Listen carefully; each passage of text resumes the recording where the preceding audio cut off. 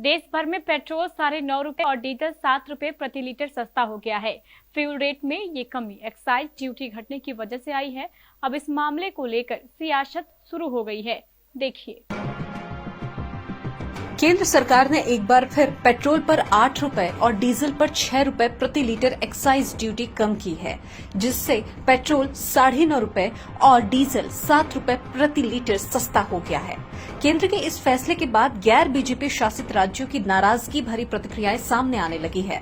तमिलनाडु के वित्त मंत्री ने केंद्र सरकार से सवाल पूछे तो महाराष्ट्र के मुख्यमंत्री ने भी मोदी सरकार पर हमला किया है और इस राहत को नाकाफी बताया है। तमिलनाडु के वित्त मंत्री डॉक्टर पी थियागराजन ने केंद्रीय वित्त मंत्री निर्मला सीतारमण के उस ट्वीट को रीट्वीट किया जिसमें निर्मला ने उन राज्य सरकारों से ये अपील की है कि जिन्होंने अब तक वैट में कटौती नहीं की है। पी थियागराजन ने लिखा कि केंद्र सरकार ने तब किसी राज्य से नहीं पूछा जब 2014 से लेकर अब तक पेट्रोल डीजल पर केंद्रीय कर बढ़ाया गया। मंत्री राजन ने आगे कहा कि अब केंद्र ने अपनी बढ़ोतरी का 50% वापस लिया है तो राज्यों से कटौती किए जाने की अपील की जा रही है।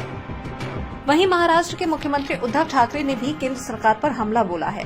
उद्धव ने कहा है कि पहले फ्यूल की कीमतें बढ़ाना और फिर मामूली रूप से कम करना सही नहीं है। ठाकरे ने केंद्र सरकार से एक्साइज ड्यूटी को और कम करने की मांग की है।